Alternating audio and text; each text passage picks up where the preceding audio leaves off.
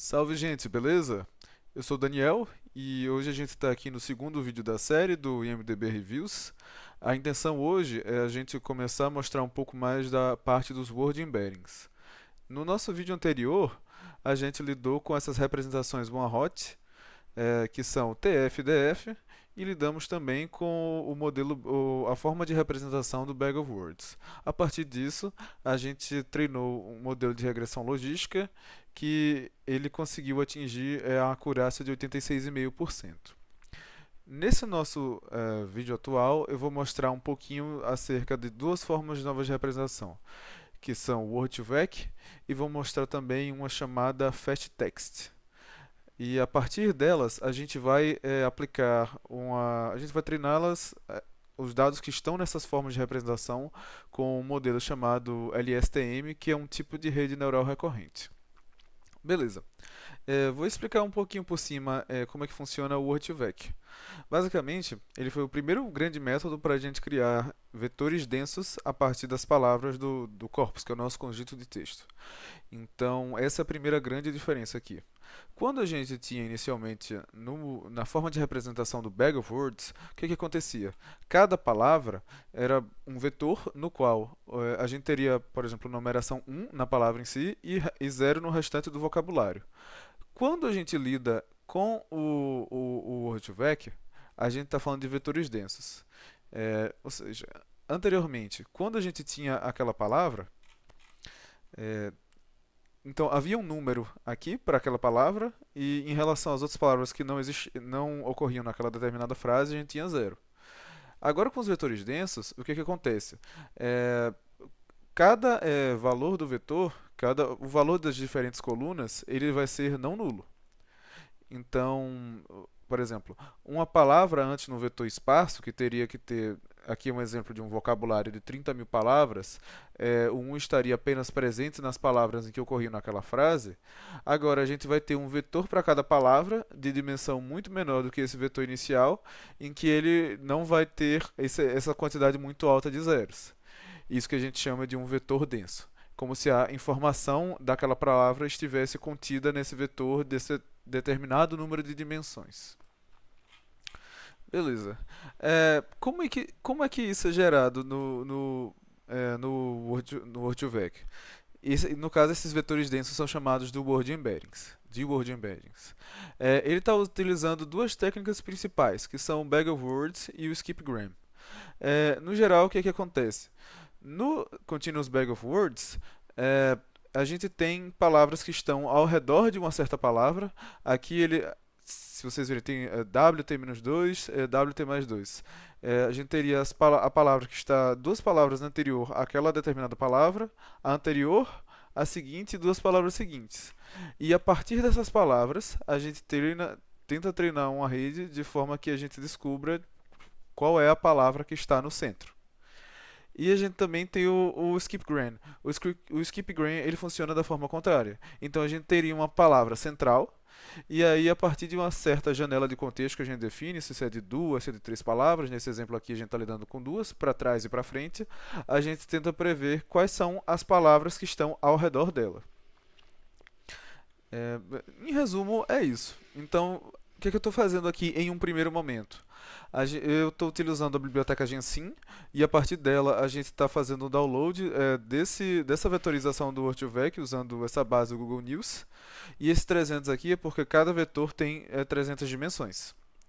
Então eu mostrei aqui um pouco embaixo, é, falando um pouco primeiro acerca dessa célula daqui. Eu tenho o tamanho, né, desse vetor. Então aqui para a palavra move a gente tem um vetor denso, Word Embedding de 300 dimensões, e aqui a gente tem os valores correspondentes àquele vetor. Uma coisa que eu estou mostrando também é as palavras mais similares a ele. O que é que acontece aqui? A gente não tinha essa mesma possibilidade quando a gente estava tratando do Bag of Words. Isso, no geral, é feito com chama de similaridade do cosseno, ou cosine similarity. O que acontece? Quando você multiplica, basicamente, isso é um valor que a gente extrai a partir de uma multiplicação de vetores. E a partir se os vetores forem similares, essa similaridade vai dar um valor alto, próximo a 1.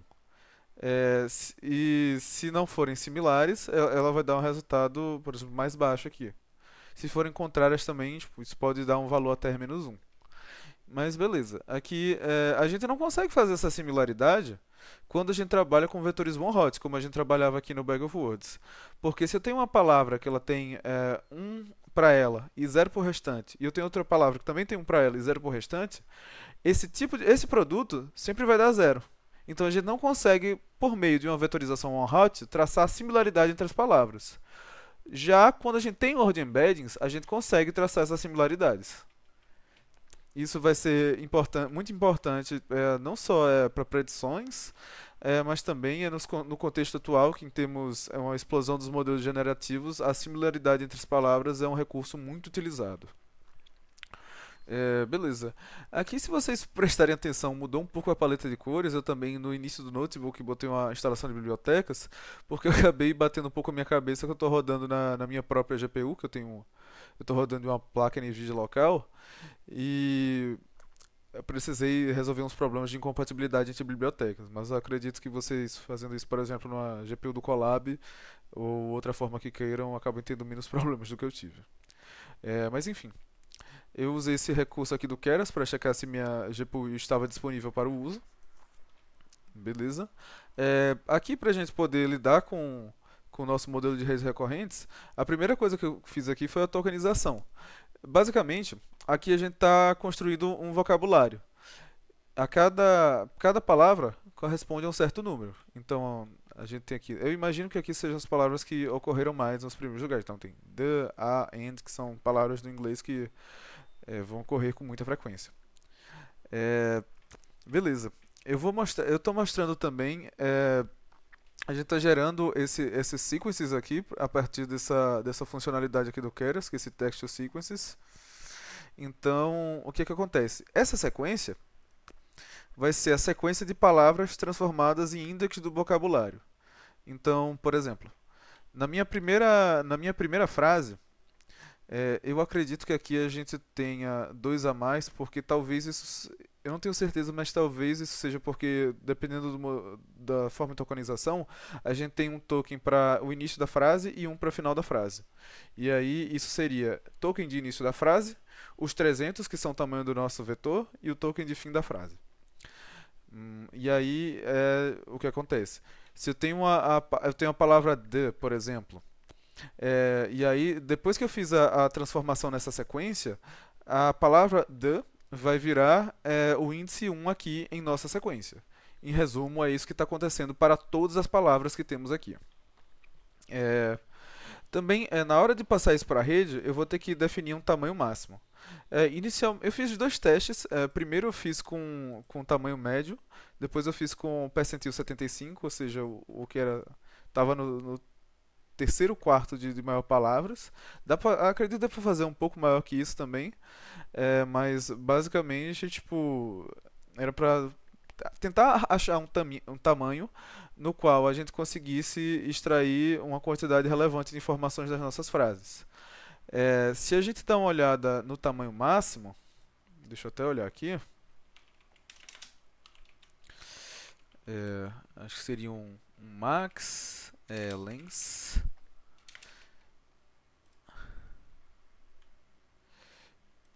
Tá. Acho que eu não rodei isso aqui ainda. Deixa eu tentar rodar isso aqui. Tá. Faltou rodar essa célula. Eu vou rodar essa célula rapidinho aqui. E aí isso aqui vai nos dar o resultado necessário. Nossa, tá demorando um pouco até. Tá, rodou? Beleza. O comprimento máximo, ele é muito maior do que o comprimento médio. Então, o que pode acontecer aqui? A maioria das frases vai ficar muito vazia. E isso não só vai demorar muito mais para treinar o modelo, como também isso não necessariamente vai trazer uma melhora, porque grande parte da frase ela está sem contexto nenhum. São só o que a gente chama de tokens de padding. O padding é basicamente o preenchimento que a gente faz para todas as frases ficarem do mesmo tamanho. Então, se eu tenho uma frase de tamanho 100, mas meu max size é tamanho 150, eu preciso de 50 tokens de padding para ela fechar esse tamanho, digamos assim. É, isso aqui não foi feito com tanto rigor assim. Dá para realizar o teste com diferentes tamanhos assim de max size, mas foi um que funcionou bem em gerar o modelo. Beleza. Aqui eu usei então isso como maxlen. Eu fiz o padding das sequências para o que é que acontece? As sequências que tiverem tamanhos que vão além desse tamanho máximo, ele vai truncá-las, ou seja, se passar desse tamanho, a gente vai pegar só o tamanho que chega até essa certa quantidade aqui, e se não chegar a essa quantidade, que é o 274, ele vai preencher o restante com os tokens de padding. Nesse exemplo aqui, o que é que acontece? Essa frase é um pouco maior do que a frase de tamanho máximo. Então, o que está acontecendo aqui? Aqui, se vocês forem ver, os últimos tokens eles são iguais, porém, ele trunca nesse 86. E esse 86 vai estar aqui. Ele está pegando a informação que vem daqui até aqui, e é isso, no geral, que vai ser passado para o modelo. Beleza. Aí eu tô definindo a dimensão do embedding, que é a dimensão do nosso vetor aqui, para criar essa camada de embedding no LSTM. Basicamente, nessa camada de embedding, o que é que vai acontecer? A gente vai passar tipo, como input isso vai ser referente ao tamanho do nosso word index, né, que é o nosso vocabulário, e no output a gente vai ter uma matriz. Essa matriz vai ter como linha cada palavra e como as colunas os valores da dimensão daquele vetor. Então, por exemplo, se a primeira palavra que eu tenho é o the, na primeira linha da embedding matrix, a gente vai ter como ele é um vetor de 300 dimensões, ele tem os valores daquelas 300 dimensões da palavra the. Então, no geral, é assim que funciona a embedding matrix. Em relação ao LSTM, tem um aqui do Geeks for Geeks, uma breve explicação dela. Isso eu posso deixar na descrição. Eu posso deixar também na descrição o vídeo que eu tomo mais como referência, que é o StatsQuest, que é um canal bem famoso na área de estatística e machine learning. No geral, é um pouco fora do escopo realmente explicar os detalhes do LSTM aqui, caso você não tenha conhecimento, mas eu vou disponibilizar esse vídeo do StatsQuest. Em um grande resumo, como é que ela funciona? É uma rede recorrente, ou seja, uma rede que aceita sequências. Como as nossas frases são sequências de palavras, ela vai interpretar essas sequências de palavras que a gente está passando como uma sequência de vetores. E ela tem esses dois canais aqui que a gente chama do short term e o long term, que é basicamente uma memória de curta duração e uma memória de longa duração, para termos que apareceram já bem anteriormente na sequência. Então, no geral, eu construí uma arquitetura simples aqui de LSTM para fazer essa classificação binária. E eu estou fazendo uma validação cruzada com 5 folds. Ou seja, da mesma forma que a gente fez com a nossa regressão logística, tanto para o DF quanto para o Bag of Words, eu estou fazendo uma validação cruzada com 5 folds aqui para a gente seguir o mesmo padrão. Beleza. Eu testei com 3 e 4 épocas. De forma geral, com 4 épocas estava dando uma média um pouquinho melhor. Então, foi esse o parâmetro que eu usei para o resultado. Se a gente for dar uma olhada aqui, quando eu fiz algumas funcionalidades também, uma para fazer o embedding matrix e uma para mostrar os resultados, que eu também as reaproveitei para usar no fast text. E o que acontece? Nosso resultado médio para a métrica de acurácia foi 898. Se vocês perceberem, a gente já teve um ganho de quase 3,5% aqui, foi 3,3% na acurácia. Isso é interessante porque, no final das contas, quando a gente está usando o LSTM, a gente consegue capturar mais nuances da linguagem do que a gente consegue com o Bag of Words. Quando a gente tem o Bag of Words e o TF-DF, é importante levar em consideração que a gente não está levando em consideração as ordens das palavras. A gente só leva em consideração o número de vezes que cada palavra apareceu. Aqui não. Aqui as palavras realmente estão sendo interpretadas como uma sequência. Então a gente, querendo ou não, está fornecendo mais contexto semântico daqueles textos, daqueles reviews que a gente está passando, e com isso a gente consegue, querendo ou não, ter um modelo que carrega mais informação das frases do que o Bag of Words ou TF-DF, por exemplo. De forma geral, se a gente pensar no sentido do o que é que está acontecendo em questão de uma questão mais linguística, digamos assim, é que ele está capturando mais nuances da linguagem do que o Bag of Words ou TF-DF. Mas beleza.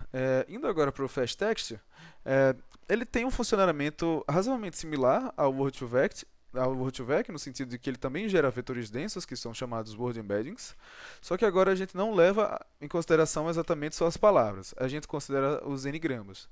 Os n-gramas são basicamente substrings das palavras.